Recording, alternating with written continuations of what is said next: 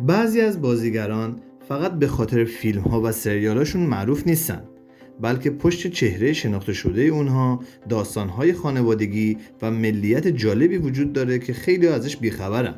تو این ویدیو قراره چند تا از این بازیگران دوتابیتی رو معرفی کنیم که غافلگیرتون میکنه. پیمان معادی بازیگر و نویسنده در سال 1349 در نیویورک سیتی آمریکا به دنیا آمد و بعدها در نوجوانی به ایران آمد. رشته تحصیلی معادی مهندسی متالورژی بوده و از دانشگاه آزاد اسلامی کرج فارغ التحصیل شده. در سال 2025 به عنوان عضو هیئت داوران در مراکش حضور یافت. پیمان معادی در 2 فیلم درباره الی و جدایی نادر از سیمین به شهرت رسید.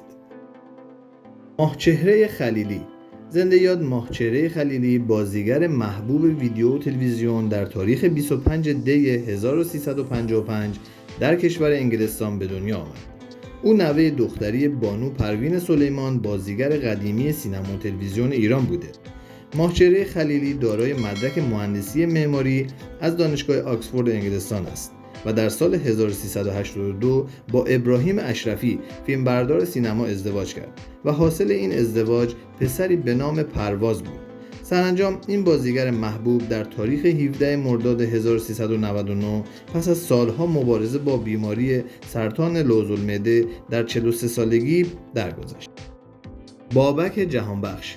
علی جهانبخش با نام هنری بابک جهانبخش، هنرمند و خواننده مشهور کشورمون، در تاریخ 1 فروردین 1362 در بوخوم آلمان به دنیا آمد. پدر و مادر بابک ایرانی هستند، ولی به دلیل تحصیلات پدرش در آلمان به دنیا آمد و در 5 سالگی در شهر بوخوم آلمان نوازندگی پیانو رو نزد استاد آلمانی خودش آموخت و در سن نوجوانی و جوانی به ایران نقل مکان کرد. سحر جعفری جوزانی دختر کارگردان معروف مسعود جعفری جوزانی می باشد.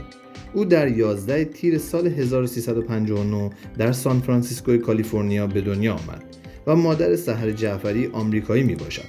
سحر تا 5 سالگی ساکن آمریکا بود و بعداً به ایران بازگشت. او فارغ التحصیل روانشناسی از دانشگاه آزاد می باشد. سحر جعفری بیشتر در سریال‌های پدرش و مهران مدیری به ایفای نقش پرداخت. نیما شعبان نژاد بازیگر طنز در تاریخ 21 اردیبهشت 1366 در کلن آلمان به دنیا آمد و بعدها در نوجوانی به ایران بازگشت. مادرش ماندانا پناهنده نقاش شناخته شده‌ای می باشد. نیما شعبان نژاد دانشجوی رشته کارگردانی تئاتر است و در سال 1383 به شکل حرفه‌ای بازیگری خود را شروع کرد و بیشتر در سریال‌های مهران مدیری ایفای نقش می‌کرد.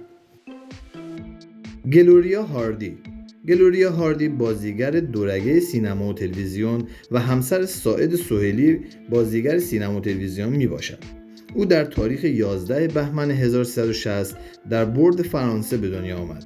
مادر هاردی بانوی ایرانی که اصالتاً شیرازی و پدری اصالتاً فرانسوی داشت. گلوریا در 31 سالگی در سال 1391 با ساعد سهیلی ازدواج کرد. سام غریبیان فرزند استاد فرامرز غریبیان می باشد و در تاریخ 13 دی 1358 در شهر نیویورک به دنیا آمد. سام غریبیان در کالیفرنیا موفق به دریافت لیسانس کارگردانی شد.